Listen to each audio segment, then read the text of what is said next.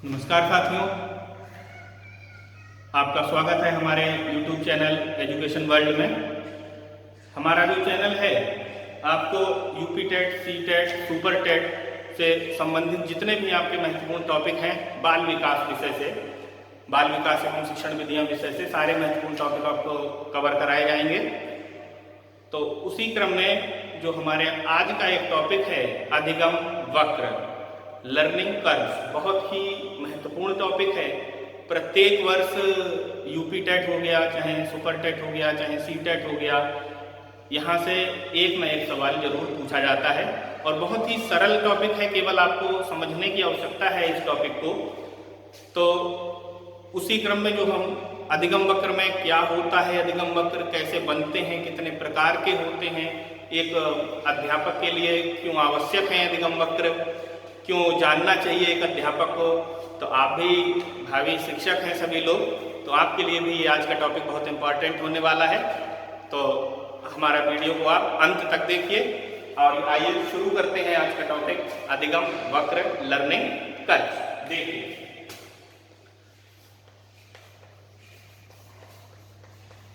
अधिगम वक्र, जिसको हम इंग्लिश में क्या कहते हैं, लर्निंग कर्व,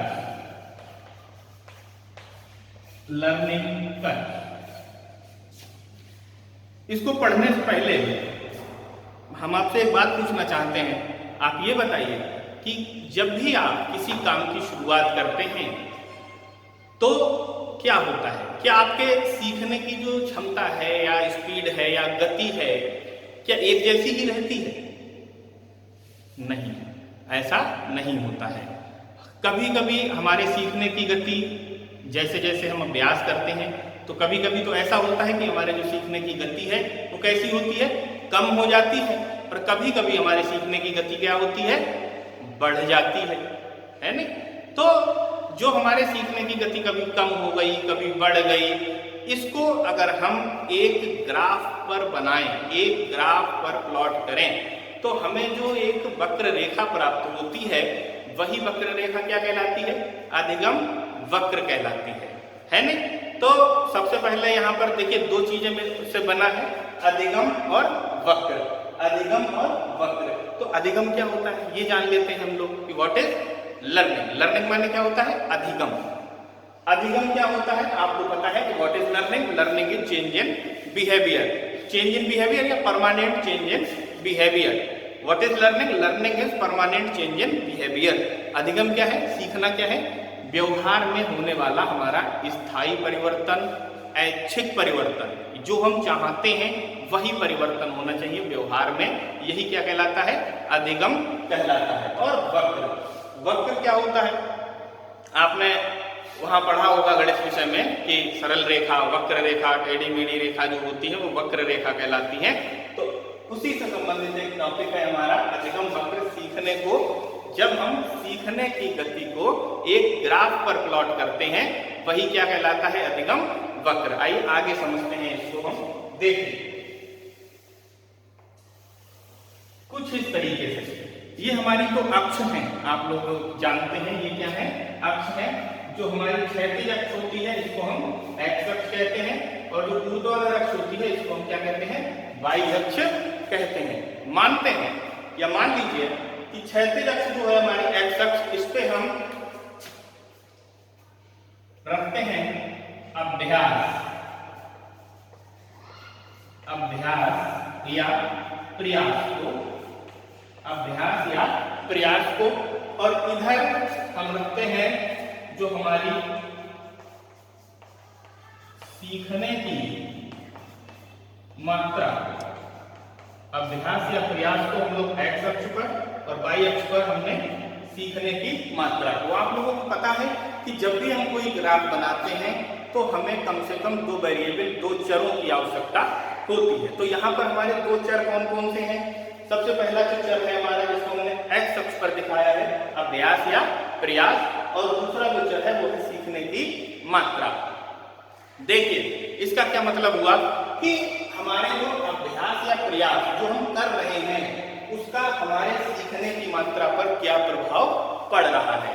फिर से समझते हैं, कि जो भी हम अभ्यास या प्रयास किसी कार्य को करने में कर रहे हैं, उस अभ्यास का, उस प्रयास का हमारे सीखने की मात्रा पर क्या प्रभाव पड़ रहा है। हमारे सीखने की मात्रा घट रही है, हमारे सीखने की मात्रा बढ़ रही है, लगातार बढ़ती चली जा रही है, लगातार घटती चली जा रही है, कोई प्रभाव नहीं पड़ रहा है, यानी इनमें से क्या प्रभाव पड़ रहा है, वही क्या कहलाता है, जब हम उसको एक ग्राफ पर बनाते हैं, वही जो ग्राफ बनता है वही कहलाता है अधिगम वक्र।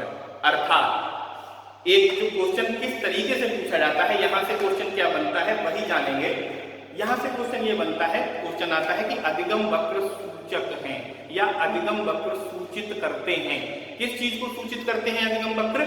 अधिगम वक्र सूचित करते हैं सीखने की मात्रा, सीखने की मात्रा में होने वाली उन्नति को या अवनति को। उन्नति की मतलब हमारी सीखने की गति बढ़ी, अवनति हमारी सीखने की गति में घटना हुआ। तो ये अधिगम वक्र किसको सूचित करते हैं? हमारे सीखने की गति को, प्रगति को, होने वाली उन्नति को, होने वाली अवनति को सूचित करते हैं अधिगम वक्र। पहला सवाल ये था हमारा कि अधिगम वक्र किसको सूचित करते हैं। अधिगम वक्र किसको सूचित करते हैं? अधिगम में होने वाली उन्नति को या अवनति को सूचित करते हैं। नोट डाउन कर लीजिए इस चीज को कि अधिगम वक्र किसको सूचित करते हैं। अधिगम वक्र सूचित करते हैं हमारे अधिगम में, हमारे सीखने में होने वाली उन्नति को या अवनति को। अब यहां से दूसरा क्वेश्चन क्या बनता है? दूसरा क्वेश्चन यहां से ये बनता है कि अधिगम वक्र में जो हम ग्राफ बनाते हैं वो किन दो चरों के बीच ग्राफ बनाया जाता है। क्या क्वेश्चन है कि अधिगम वक्र में जो हम ग्राफ बनाते हैं, ग्राफ प्लॉट करते हैं, उसमें दो चर कौन कौन से होते हैं। तो यहाँ पर आप देखिए स्पष्ट रूप से दो चर दिखाई दे रहे हैं। जो पहला चर है हमारा अभ्यास या प्रयास, और दूसरा जो चर है वो सीखने की मात्रा। अभ्यास या प्रयास और दूसरा चर है हमारा सीखने की मात्रा। ये दो चर होते हैं जिनके बीच अधिगम वक्र को बनाया जाता है। यहां तक सबको एकदम क्लियर हो जाना चाहिए, कोई दिक्कत नहीं होनी चाहिए। दो क्वेश्चन बने यहां से कि अधिगम वक्र क्या है। अधिगम वक्र सीखने में होने वाली उन्नति या अवनति को प्रदर्शित करते हैं। अधिगम वक्र अधिगम में होने वाली उन्नति को या अवनति को ग्राफ पर प्रदर्शित करते हैं। दूसरा क्वेश्चन क्या बनता है कि जो अधिगम वक्र है वो किन दो चरों के बीच बनाए जाते हैं। तो जो अधिगम वक्र है वो दो चर है हमारा अभ्यास या प्रयास और सीखने की मात्रा। इन दो चरों के बीच अधिगम वक्र बनाए जाते हैं। यहां से आप लोग इसको नोट डाउन करना चाहें तो नोट डाउन कर सकते हैं। पूरा प्रॉपर नोट्स बनवाए जाएंगे आपको। इसके बाद जो हमारा एक डेफिनेशन है, इसकी परिभाषा है, बहुत इंपॉर्टेंट परिभाषा है, पूछी जा चुकी है, बहुत इंपॉर्टेंट परिभाषा है जिसको पूछा भी जा चुका है। परिभाषा है गेट्स व अन्य के अनुसार। गेट्स व अन्य के अनुसार जो परिभाषा है कि सीखने के वक्र अभ्यास द्वारा, सीखने के वक्र अभ्यास द्वारा सीखने की मात्रा, गति और उन्नति की सीमा का ग्राफ पर प्रदर्शन है। एक बार फिर से सुन लीजिए जो परिभाषा है गेट्स व अन्य के अनुसार। क्या परिभाषा है? सीखने के वक्र अभ्यास द्वारा सीखने की मात्रा, गति और उन्नति की सीमा का ग्राफ पर प्रदर्शन है। ये जो परिभाषा है ये गेट्स व अन्य ने दी है। यहां से हमारे दो सब टॉपिक क्लियर होते हैं। सबसे पहले आपने जाना कि अधिगम वक्र क्या है, अधिगम वक्र को हम किस तरीके से किन दो वेरिएबल्स के बीच प्लॉट करते हैं, और हमने एक परिभाषा जानी गेट्स व अन्य के अनुसार। अब जो हमारा इसी का टॉपिक है वो है अधिगम वक्र के प्रकार। देखिए हमारा जो टॉपिक है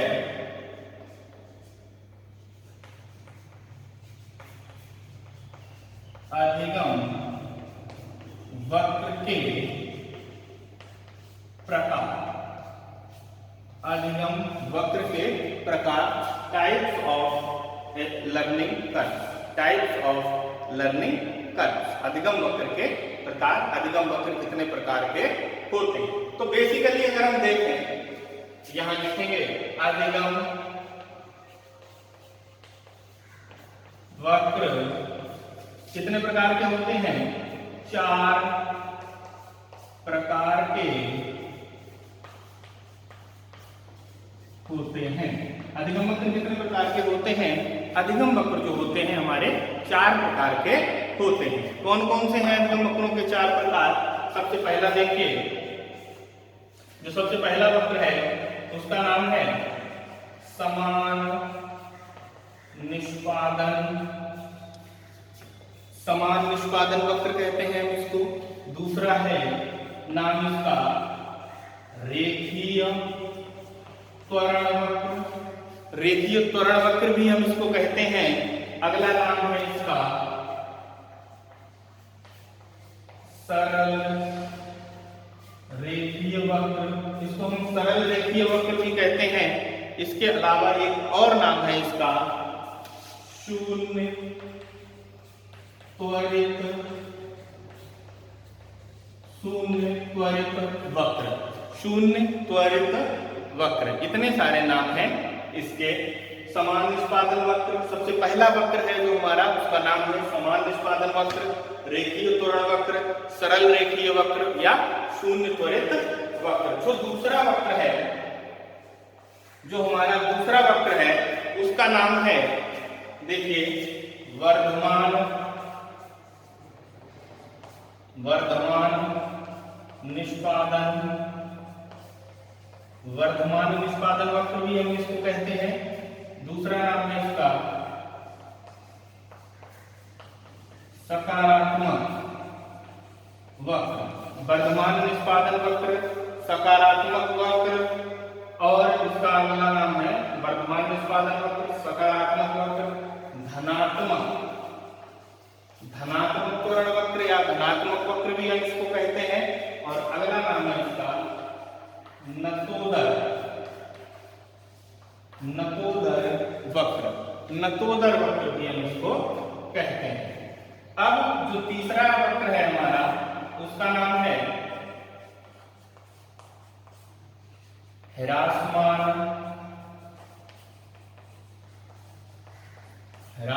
निष्पादन वक्र भी कहते हैं इसको।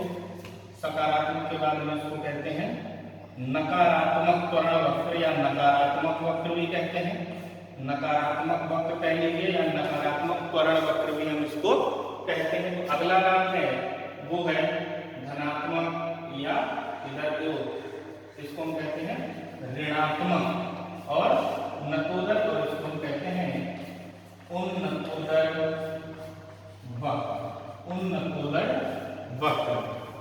उन्नतोदर वक्र।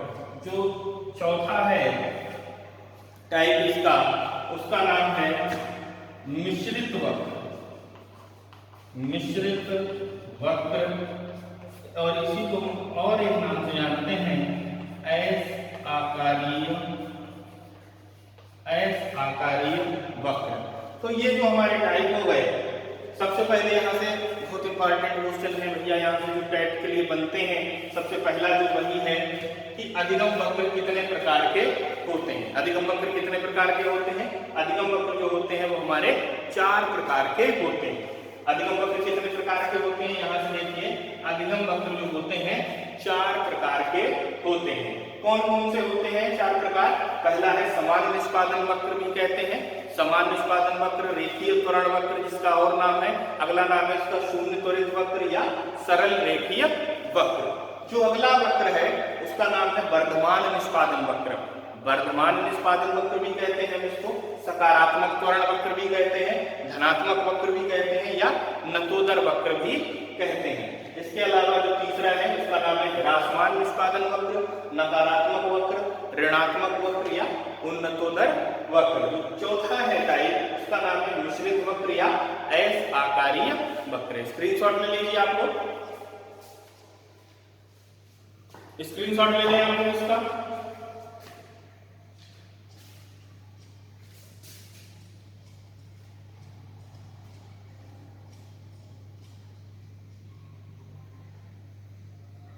ले लिया? ठीक है। अब हम क्या करेंगे, अब जो भी हमारे ये 4 प्रकार हैं वक्र के, इनके 4 प्रकारों को हम एक एक करके पढ़ेंगे। एक एक करके हम एक टाइप उठाएंगे इसका और उनको पढ़ेंगे कि ये होते क्या है। देखिए क्या होते हैं।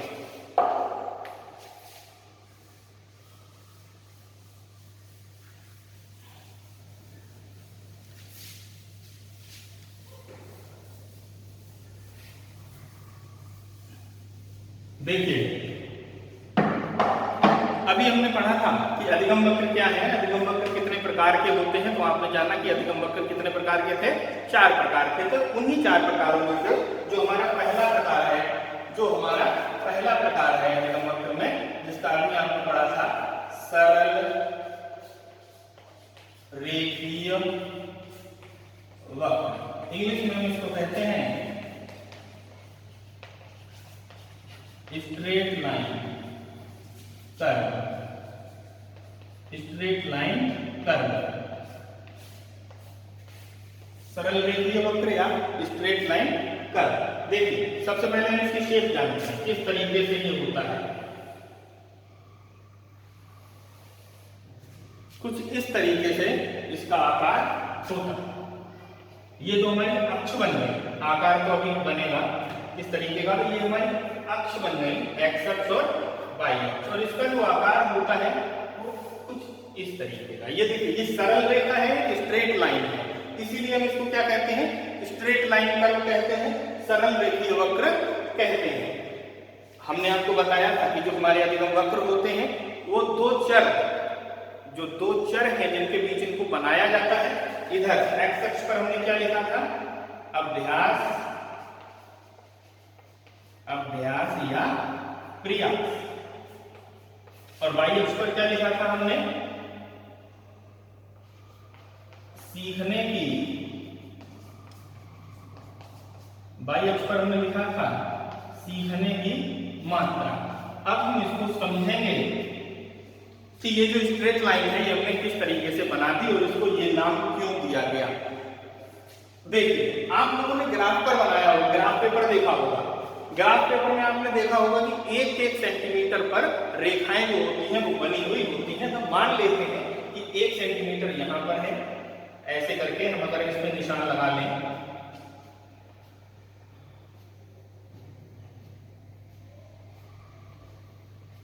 देखिए अब हम इसको ऐसे करके मिला लेते हैं।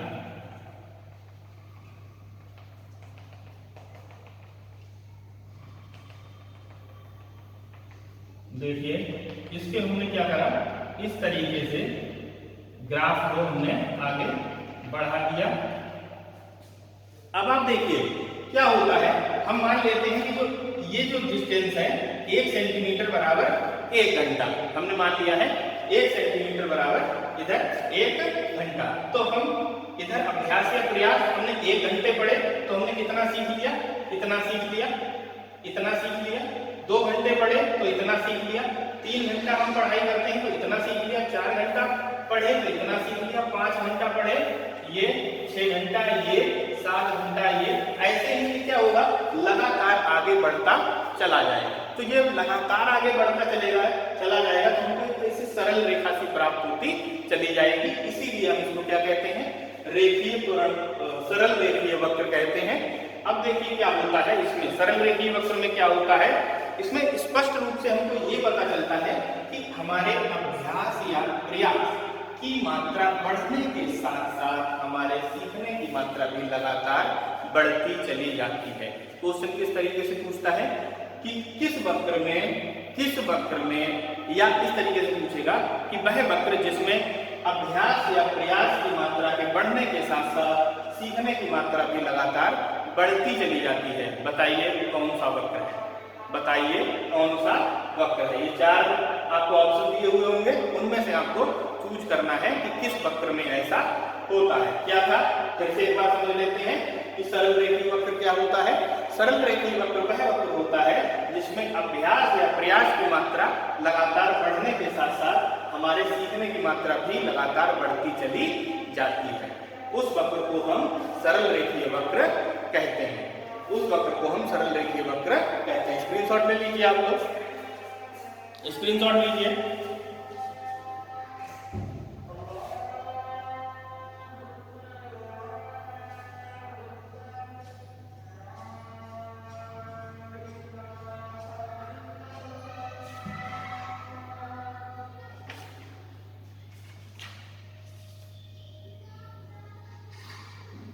आगे अगर हम बात करें इसमें क्या होता है, देखिए कि इस वक्र में क्या होता है कि प्रत्येक प्रयास में सीखने की मात्रा, प्रत्येक प्रयास में, देखिए इस वक्र में क्या होता है, प्रत्येक प्रयास में सीखने की मात्रा का निष्पादन जो होता है वो समान रहता है। जैसे मैंने बताया कि जैसे जैसे हम जितना अभ्यास करेंगे उतना ही ज्यादा हम सीखेंगे। ये वक्र इस तरीके का बताता है। और देखिए इस वक्र की खास बात ये है कि ये वक्र जो है प्रकृति में बहुत कम पाया जाता है।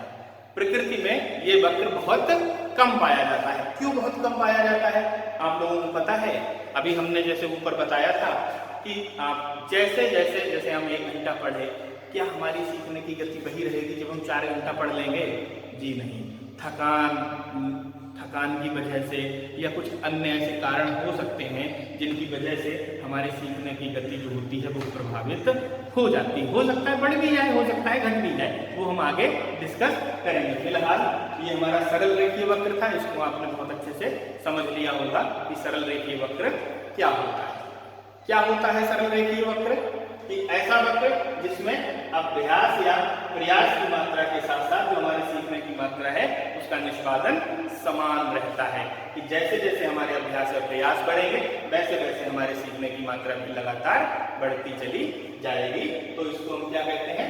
सरल रेखीय वक्र कहते हैं। और एक चीज और विशेषता हमने आपको बताई थी कि ऐसा वक्र जो है वो प्रकृति में बहुत कम पाया जाता है। क्यों कम पाया जाता है उसका वजह हमने आपको बता दिया है कि हमारे सीखने पर हमारी थकान का भी प्रभाव पड़ता है। इसके अतिरिक्त हम यही नहीं कह सकते हैं कि भैया घटेगी ही, हो सकता है हमारी सीखने की स्पीड बाद में बढ़ जाए। क्यों? पहले हमें उस कार्य का अनुभव ना हो, बाद में उस कार्य का अनुभव हो जाए। अब देखिए हम दूसरा टाइप पढ़ते हैं इसका।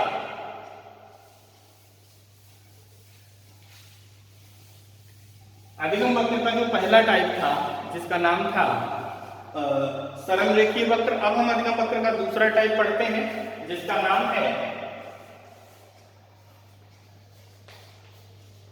वर्धमान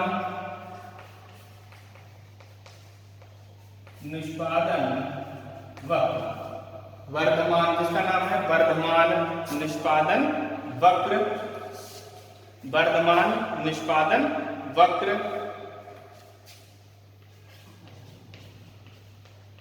पॉजिटिव कर्व या कहेंगे एक बार आपको यहाँ पर वर्धमान निष्पादन वक्र या वर्धमान त्वरण वक्र या पॉजिटिव एक्सीलरेशन कर्व भी हम इसको कहते हैं। हमने इसके जो और नाम थे वो हमने आपको बता रखे। तो देखिए अगर हम हिंदी शब्द वर्धमान की बात करें, वर्धमान का अर्थ क्या होता है? वर्धमान का अर्थ क्या होता है? बढ़ता हुआ। वर्धमान का अर्थ क्या होता है? बढ़ता हुआ। अब देखिए बढ़ेगी कौन सी चीज? बढ़ेगी कौन सी चीज? जो चीज पहले कम होगी वही तो बढ़ेगी। जो चीज पहले कम है वही तो चीज बढ़ेगी।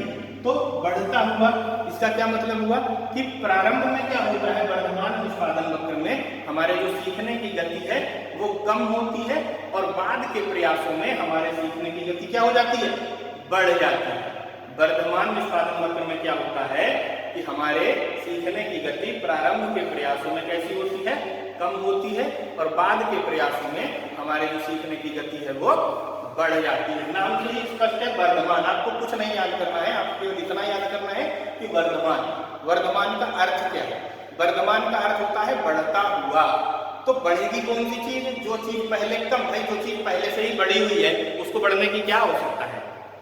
जो चीज पहले से ही बढ़ी हुई है उसको बढ़ने की क्या हो सकता है? बढ़ेगा तो वही जो कम है नहीं? तो वर्धमान निष्पादन वक्र में क्या होता है कि इसमें प्रारंभ में जो सीखने की गति है वो धीमी होती है और बाद के प्रयासों में सीखने की गति कैसी हो जाती है?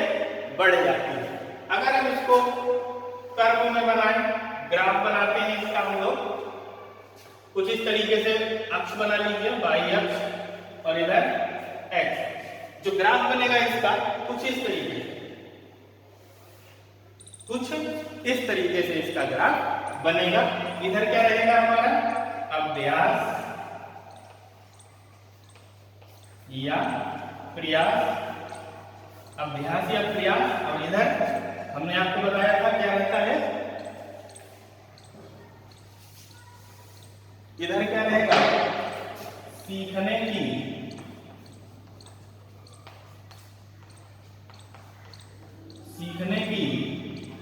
मात्रा, अभ्यास या प्रयास, उधर सीखने की मात्रा। यहां से देखिए आप कि प्रारंभ में क्या है, ये वक्र धीरे धीरे बढ़ रहा है, धीरे धीरे आया, लेकिन बाद में क्या हुआ, तेजी से ऊपर उठ जाता है। तेजी से ऊपर उठने का मतलब क्या है कि भैया हमारे जो अभ्यास या प्रयास, जहां अभी हम पहले इतना अभ्यास कर रहे थे तो हम केवल इतना सीख रहे थे, लेकिन फिर क्या है, कम अभ्यास में ही क्या हो गया, ज्यादा सीख गए। कम अभ्यास में ही क्या हुआ, हम लोग ज्यादा सीख गए।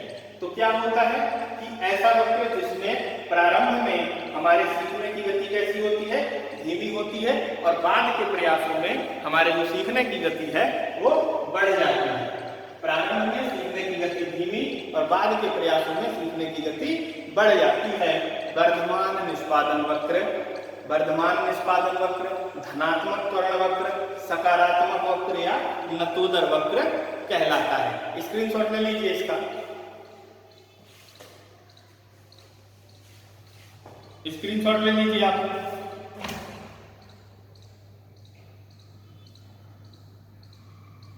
अब बात आती है कि ये जो वक्र होता है ये बनता कब है, ये वक्र होता है ये बनता कब है, कब बनता है ये वक्र। देखिए, मान लीजिए कि आपको कोई एक कार्य दिया गया और वो कार्य किस तरीके का था, उस कार्य से आप अपरिचित थे, आपने वो कार्य पहले कभी नहीं किया, आपने वो कार्य पहले कभी नहीं किया। तो क्या होगा, पहले जब आप उस काम को करेंगे तो आपकी जो स्पीड होगी, आपकी गति होगी उस काम को करने की, वो बहुत धीमे होगी। आप उस काम को बहुत सोच सोच के करेंगे, देख देख के करेंगे, सीखेंगे, अच्छा ऐसा कर लें, क्या ऐसा कर लें, अब क्या होगा, अब क्या होगा। लेकिन जब आप उस काम को करना सीख जाएंगे, कुछ समय हो जाएगा, तो आपकी उस कार्य को करने की जो गति है वो बढ़ जाएगी।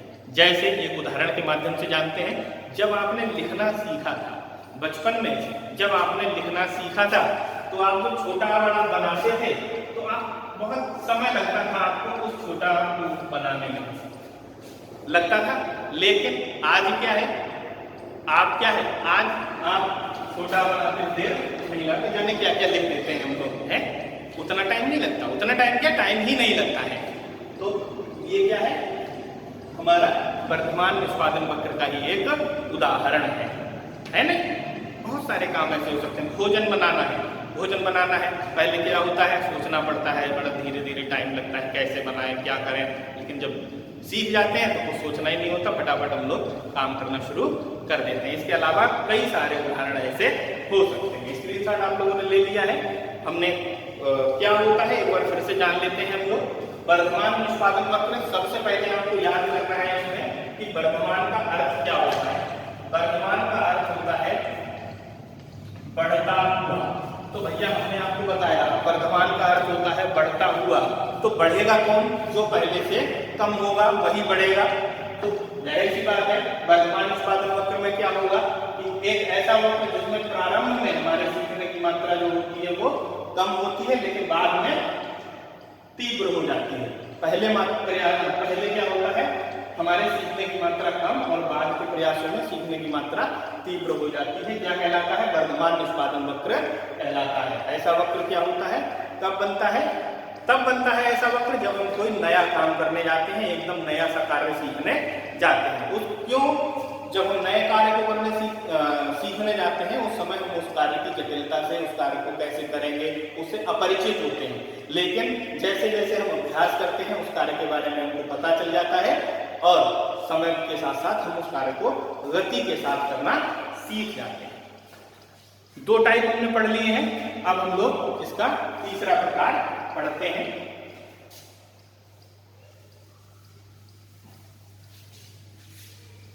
तीसरा टाइप इसका हम लोग पढ़ेंगे। जो तीसरा टाइप है इसका, उसका नाम है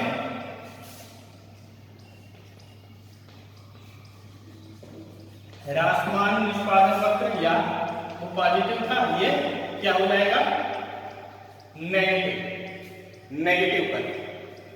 नेगेटिव कर्व, ऋणात्मक वक्र, ऋणात्मक त्वरण वक्र, जिसके बहुत सारे नाम थे, हमने आपको बताए थे, ह्रासमान, ऋणात्मक, नकारात्मक, उन्नतोदर, बहुत सारे नाम हैं इसके। ठीक है, तो ये जो वक्र है ये जस्ट अपोजिट होता है किसका? पॉजिटिव वाले का। पॉजिटिव वाले में क्या था? प्रारंभ में सीखने की गति कैसी थी? कम थी और बाद में बढ़ रही थी। यहाँ क्या होगा? ह्रासमान का ही अर्थ है, जहां से वहां वर्तमान का अर्थ का बढ़ता हुआ, यहाँ ह्रासमान है। ह्रासमान का अर्थ होता है, ह्रासमान का क्या अर्थ होता है? घटता हुआ। ह्रासमान का अर्थ होता है घटता हुआ। तो भैया घटेगी कौन सी चीज? जो चीज बढ़ी हुई है वही तो घटेगी, जो बढ़ी हुई है वही चीज घटेगी। तो इसमें क्या होगा? प्रारंभ में हमारे सीखने की गति कैसी होगी? तेज होती है, और बाद के प्रयासों में हमारे सीखने की गति कैसी हो जाती है? कम हो जाती है। ह्रासमान निष्पादन वक्र में क्या होता है? प्रारंभ में हमारे सीखने की गति तीव्र होती है, लेकिन बाद के प्रयासों में हमारे सीखने की गति कैसी हो जाती है? कम हो जाती है, धीमी हो जाती है। अगर हम इसको ग्राफ पर बनाएं तो कुछ इस तरीके से बनता है, कुछ इस तरीके से। ये एक्स अक्ष होता है हमारा, ये वाई अक्ष हो गया, और वो इस तरीके से बना था, तो इसका जस्ट क्या बन जाएगा? अपोजिट। ऐसे इस तरीके से कुछ वक्र बनेगा। इधर क्या हो जाएगा हमारा? अभ्यास या प्रयास, अभ्यास या प्रयास, और इधर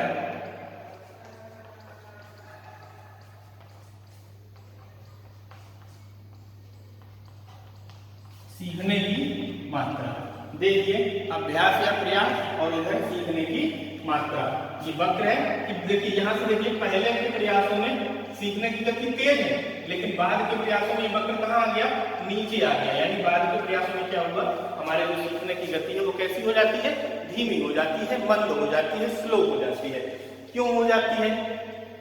क्यों हो जाती है? देखिए, क्यों हो जाती है वो जानने से पहले आपको एक चीज ये जाननी है कि ये जो वक्र है, ह्रासमान निष्पादन वक्र, ये सबसे लोकप्रिय वक्र है। सबसे लोकप्रिय वक्र है। सबसे लोकप्रिय वक्र का मतलब ये है कि सामान्यतः जो हमारे शिक्षण प्रक्रिया है, अधिगम प्रक्रिया है, शिक्षण अधिगम प्रक्रिया है, उसमें यही वक्र अधिकांश बनता है। यही वक्र अधिकांश बनता है। जैसे अभी हमने आपको बताया कि आप पढ़ने बैठते हैं तो आपको जो पहला घंटा है उसमें आपकी स्पीड बहुत ज़्यादा होती है सीखने की, लेकिन जैसे जैसे आपका टाइम आगे बढ़ता जाता है, आपकी थकान की वजह से, अरुचि की वजह से आपका जो अधिगम होता है, जो सीखना होता है, वो पहले की तुलना में कम हो जाता है। पहले की तुलना में वो कम हो जाता है। हो जाता है कि नहीं हो जाता? हो जाता है। तो इसीलिए क्या होता है? ये इस तरीके का वक्र हमको मिलता है। स्क्रीनशॉट ले लीजिए आप लोग।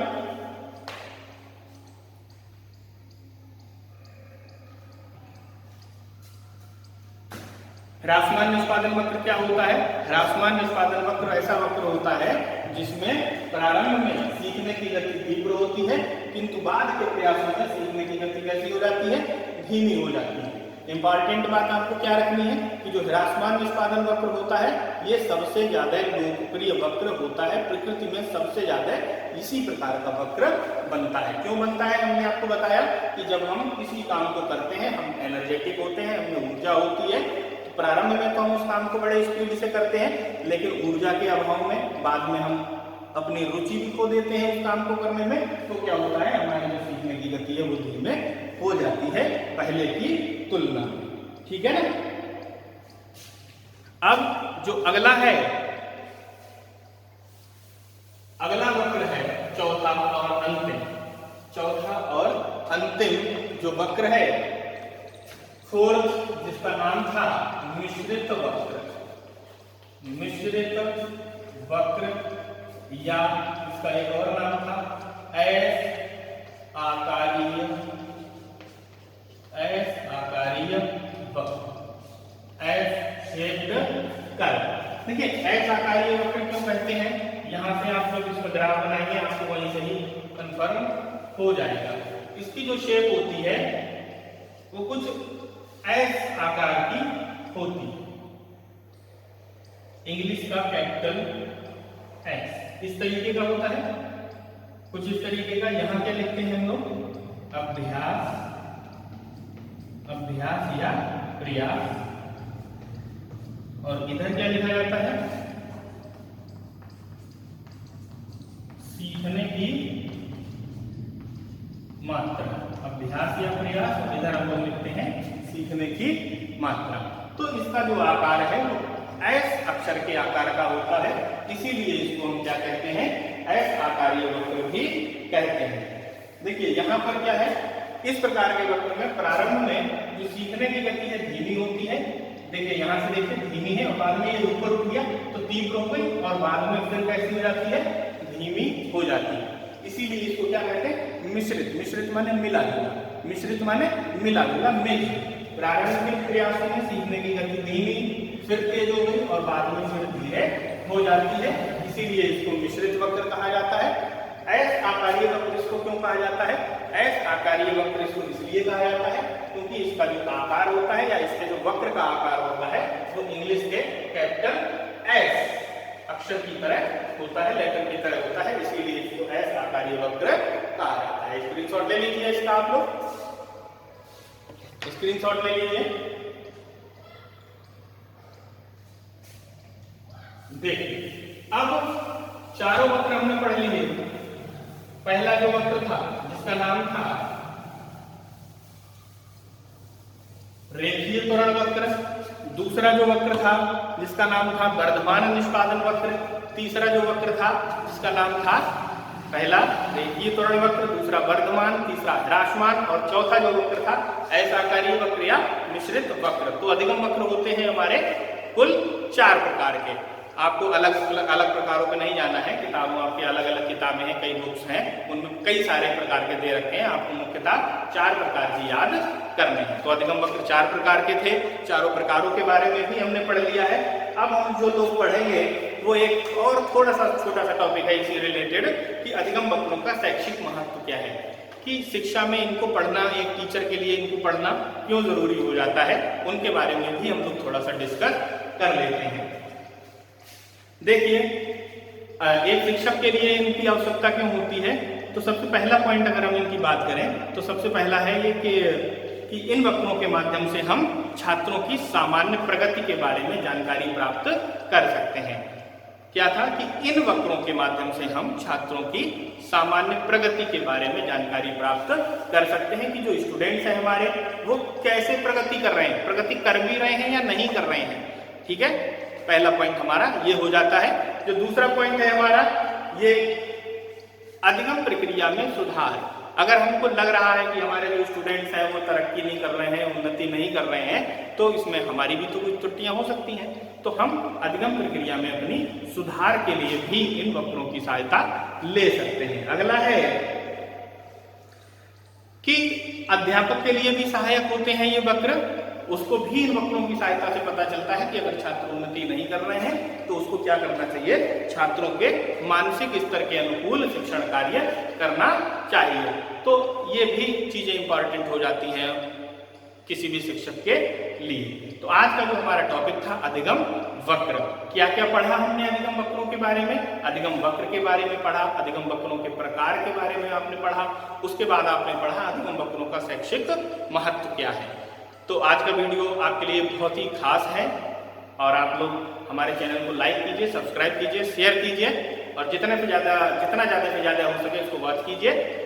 और आगे भी आपको इसी से रिलेटेड बहुत सारी वीडियोस मिलती रहेंगी। यूपी टेट का पूरा जितना भी सिलेबस है आपको हमारे वीडियो पर मिलता रहेगा। ठीक है फिर, थैंक यू। अब हम लोग आपसे मिलेंगे नेक्स्ट वीडियो में। Thank you.